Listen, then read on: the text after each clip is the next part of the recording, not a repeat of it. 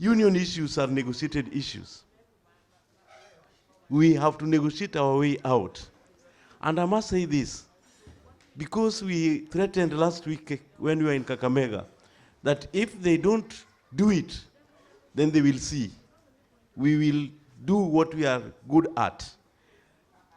When I was coming to Mombasa on the wee hours of yesterday, I got a letter, and we are meeting the Teacher Service Commission chairman. We already received a letter of the CBA, opening up the CBA negotiations. So we'll be meeting the Teacher Service Commission on 2nd of July. We shall be meeting Teacher Service Commission in their boardroom. And we are sounding the first warning that the Teacher Service Commission must tell us the number of teachers in this country by registration. And those numbers who have applied and have not gotten the jobs, who are engaged and are on the payroll, and those who are yet to be employed but are in the private sector. If they don't give us that, then it means that we have got so many ghost workers in this country.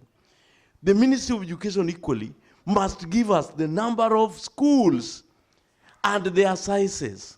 How much money do they disburse?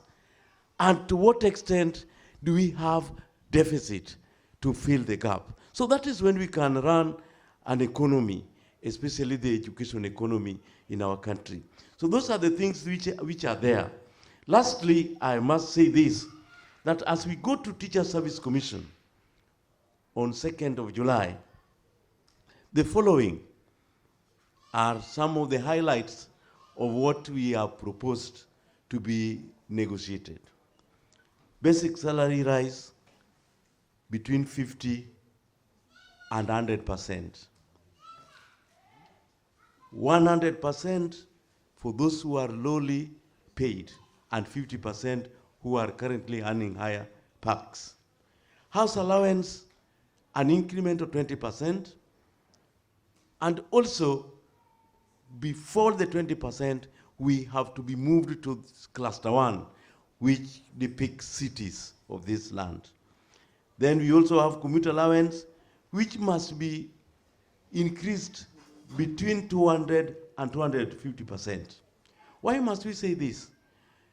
When these commuter allowances were fought for, the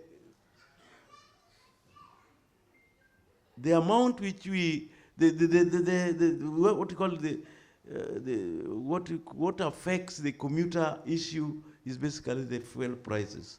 The fuel prices that time were about 78 shillings per liter. Currently, the fuel prices is about 170 on the average. You can see we are not asking for much. We are just asking for between 200 and 250%. And then hardship allowances. You remember recently, the Prime Cabinet Secretary, the chairman has already alluded to it, decided to revise the hardship allowance gazettement and gazettement of areas. We are saying that the current 45 zones must be retained, and also the areas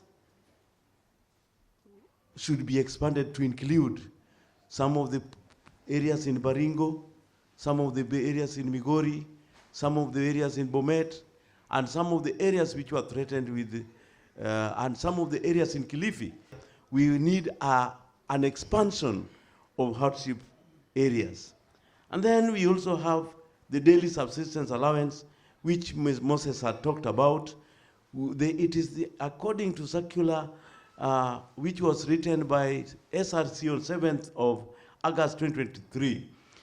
Every worker has the right to daily subsistence allowance when they are working out of station, and that one must be met by the employer. It is not our mistake that the Teacher Service Commission does not budget for this, yet they are the ones who are charged with the management of teachers, and those teachers who are going out for co-curricular activities are supposed to enjoy these perks. At the same time, leave allowance, we propose that it be paid an equivalent of 1 month's salary, not the current categorization where those in job group C3 are getting, I think, 8,000. We are not going to allow that. And then hazardous allowances, which should be 20% of the basic pay. And then we also have overtime allowance. Teachers are the only workers in this country who work 24 hours and 7 days a week. They must be paid overtime allowance. And this one should be regulated according to Employment Act. And then we also have risk allowance of the basic pay, 20% of the basic pay. Risk allowance is different from hazardous allowance. Hazardous allowance are those which are involving teachers working with chemicals and even materials in workshops. But risk is those people who are working in areas which are prone to banditry, and those who are working in areas related to attacks, which you know, and this region is not exempt. And then you also have postgraduate allowance, which should be 40% of the basic pay. Across board, whether you have masters, you have a PhD, you have a degree after P1, we are proposing an increment of 40% on your basic pay. And then we also have extraneous allowance, which is 10% of the basic pay. JSS, we wanted JSS to be part of the second schools, and we wrote to every office and delivered the letters, including the presidency. But we did not succeed on that because of other reasons, which we know. The push is still there, but the plans moving forward, we must change strategy. For JSS to stand, possibly think about this. I want to speak to you to generate ideas, because for me, I depend on what you generate to speak. That could JSS be an independent school, so that we have 3 levels of schools. We have the primary school, we have JSS led by the people who are in JSS, and we shall win what you are talking about.